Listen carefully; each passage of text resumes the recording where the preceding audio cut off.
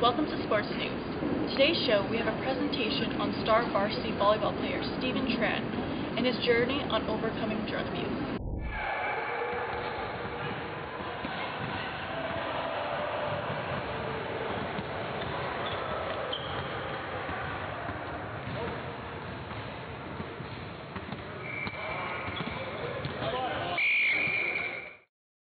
Steven Tran is a 22-year-old star varsity volleyball player. From the young age of 10, he joined his first volleyball league to have fun with his friends, but it slowly ignited a passion for the sport. From then on, he showed a great potential and was consistently praised by his fellow teammates and coaches for his natural talent and dedication towards volleyball. Steven continued playing throughout middle school and high school and eventually became one of the top provincial players in his age group. He valued the game, and his focus was not only on becoming a better player, but also a better person. He enjoyed the competitiveness of the game, but he was never in it just to win. A full volleyball scholarship was awarded to him for his efforts to play for York University, where he learned that with great power comes great responsibility. Though Steven was exceptionally talented and successful in his previous years, the elite level of play began to take a toll on his performance.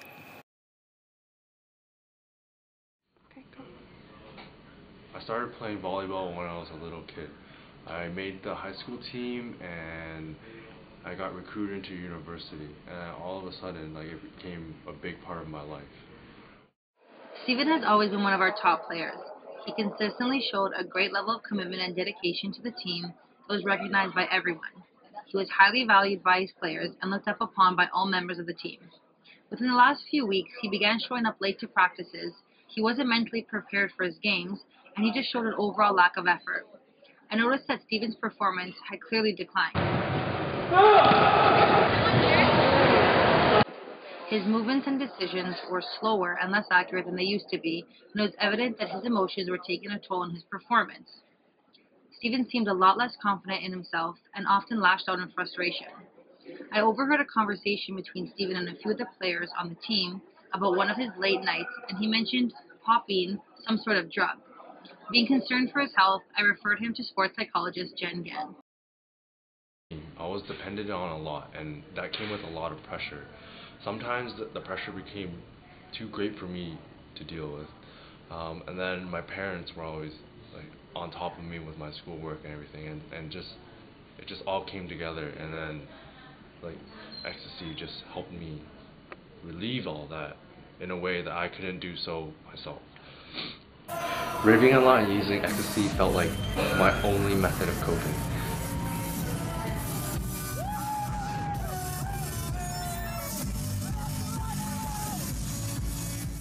My coach referred me to a sports psychologist, and that's when I knew it got bad, that my problem and my addiction was seen by others.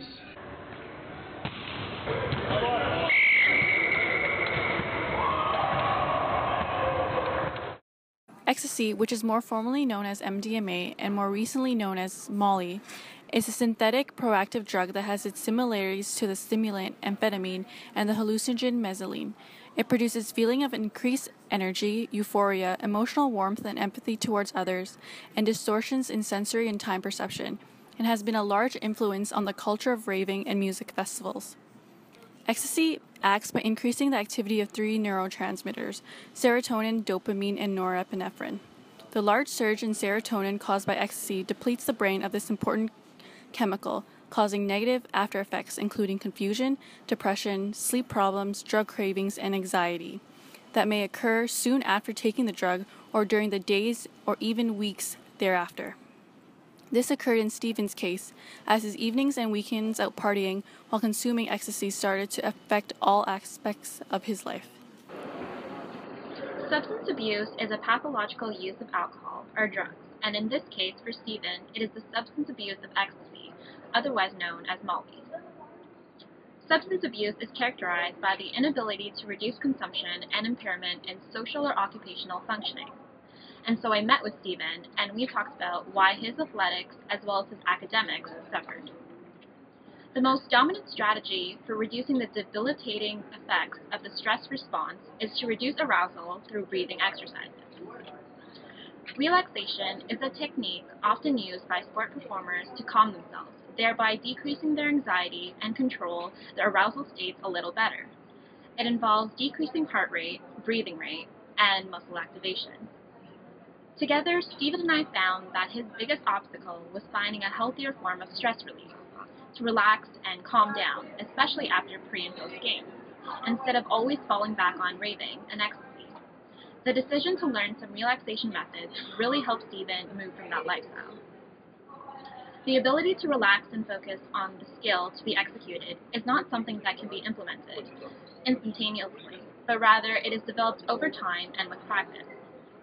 Practicing relaxation may sound easy enough, but in reality, it is something that requires dedication, time, and effort.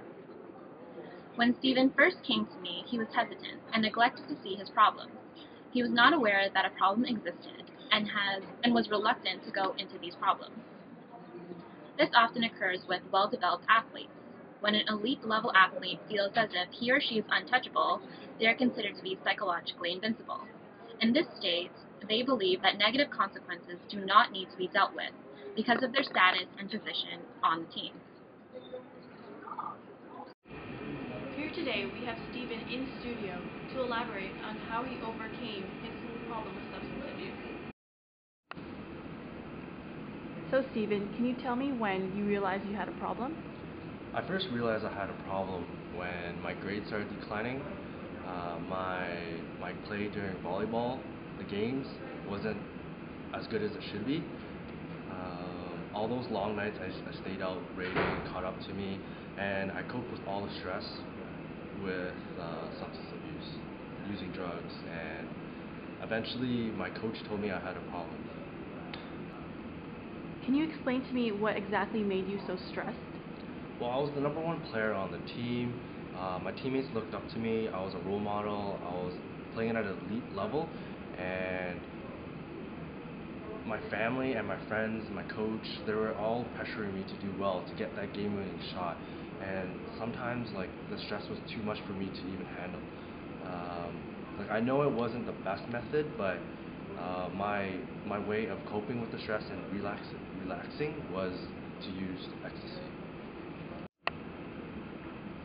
Can you elaborate more on how you relieved your stress prior to meeting with your sports psychologist? Well, before I met my sports psychologist, I didn't realize I had a problem. I thought it was all fun and games going out with my friends. I was basically just treating myself to all the stress in my life. Like after a volleyball game, I'm tired, but at the same time, I still want to go out and have fun, right? So when I was at the rave, that's when like all the pressure was off my shoulders. Like I didn't think about any of the worries I had. I wasn't thinking about the next game. I was just in my zone. What do you mean in the zone? What I mean by that is that I was living in the moment. I wasn't worrying about the past or whatever's happening tomorrow. I was with my friends. I was enjoying the music. Like I was just happy. I was extremely happy. How did you feel when your coach suggested you see a sports psychologist? Well, I didn't know where she was coming from. I didn't think my personal choices would affect my athletic ability. I was still playing games at the time. And when she mentioned psychologist, I was thinking about the stereotype, like that, like I had a mental disorder or something, and I didn't know where she was coming from. I was like a little offended at the time, but now I realize that it was the right thing to do. What exactly did you learn from your sports psychologist? Well, she made me realize I had a problem first. I was coping with a lot of stress in my life with substance abuse, and she just taught me other ways to cope with all the stress. One of the ways that she taught me to relieve my stress, both like on and off the court, was to relax mentally and physically. And she taught me how to breathe and how to relax my mind so that my mind was clear for the game, basically.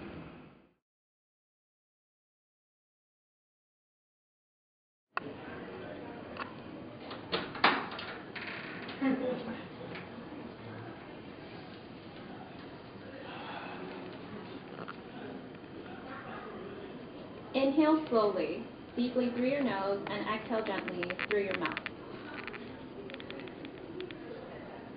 Here's what you do. Take a deep breath.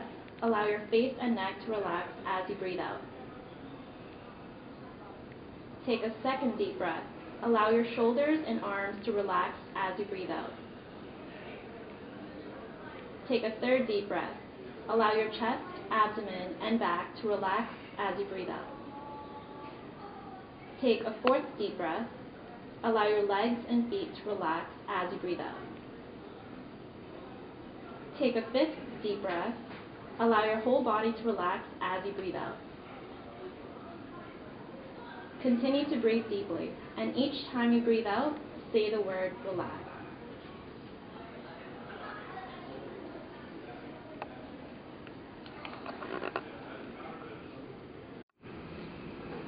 Stephen continues to successfully practice relaxation to help cope with his stress instead of turning to substance abuse.